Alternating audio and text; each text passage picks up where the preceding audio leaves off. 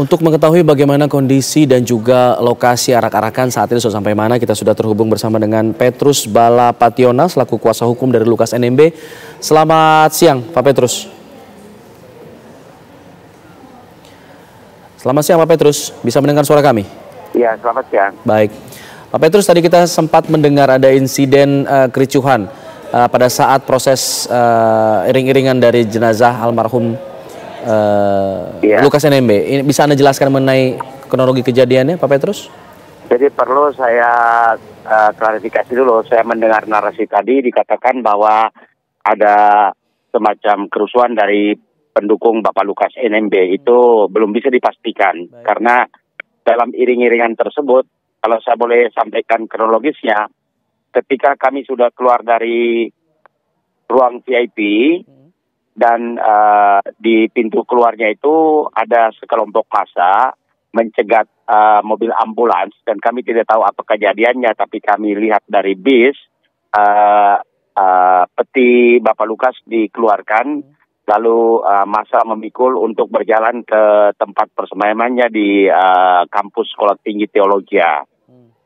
Dalam perjalanannya, karena begitu banyak iringan mobil, sementara mobil yang kami tumpang itu bis yang keempat atau yang kelima, di deretan depan massa begitu banyak, lalu sudah mau sampai di depan kampus, ternyata suasana sangat crowded, kocar-kacir, massa bolak-balik melarikan diri, dan kami melihat kembali dari seberang jalan, Bapak Pejabat Gubernur, Bapak Ridwan Rumusukun kelihatan berdarah dan dia dilarikan ke rumah sakit.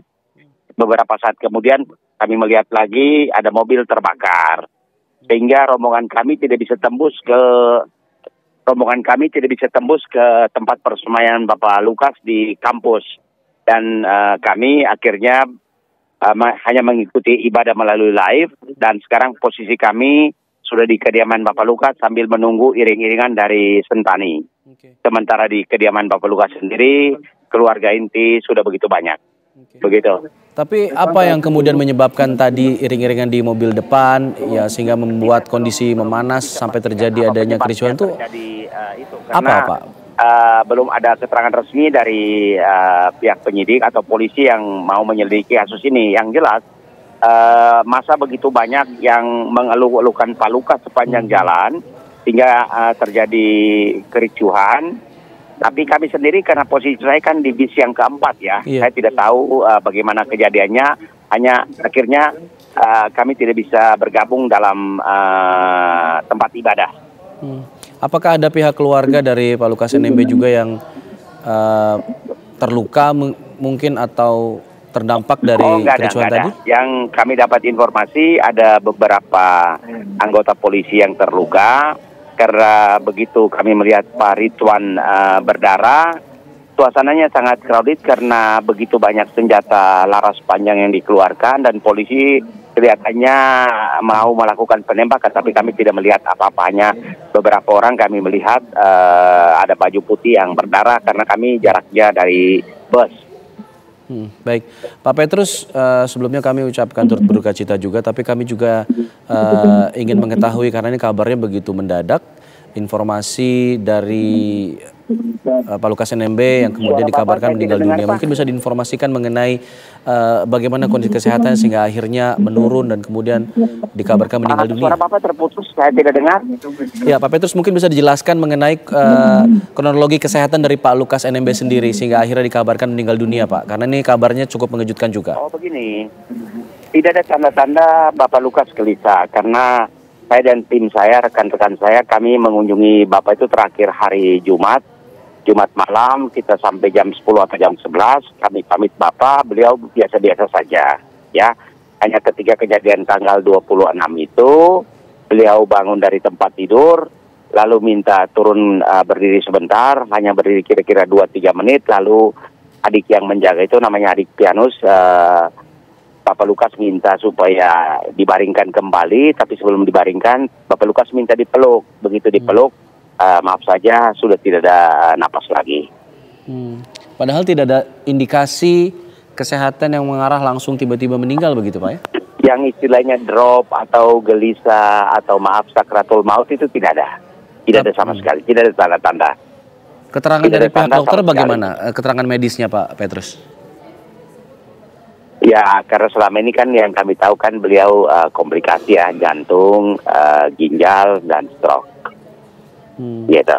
Tapi keterangan dari dokter apa yang memicu kesehatannya menurun tiba-tiba itu Saya apa? belum menerima suratnya Pak. Kemarin penyebab kematian kami karena sangat crowded di rumah duka.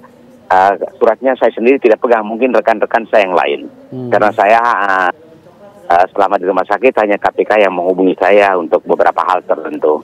Baik, baik Pak Petrus, kami ingin tahu juga keputusan dari pihak keluarga untuk menguburkan, memakamkan Pak Lukas NMB ini di kediamannya ini atas dasar apa atau mungkin ada pertimbangan lain? Begini ya, soal beliau dimakamkan di mana, kan kami hanya sebagai pengacara. Waktu beliau mengembuskan napas terakhir, kita berdiskusi bagaimana Bapak dibawa ke Jayapura. Lalu ternyata menurut informasi bahwa Bapak sendiri semasa hidupnya dia meminta supaya kalau kenapa-napa beliau dimakamkan di kediamannya. Dia pernah berbicara ke beberapa orang dan orang-orang itu menyampaikan informasi itu sehingga pada akhirnya diputuskan untuk dimakamkan di kediaman beliau di Koya Tengah. Oke. Pak Petrus, kami ingin konfirmasi lagi, saat ini iring-iringan masih berada dalam perjalanan dari lapangan Stakin menuju ke Koya Tengah. Apakah dalam iring-iringan ini juga terdapat pihak-pihak keluarga di situ atau semua pihak keluarga sudah tiba di Sentani?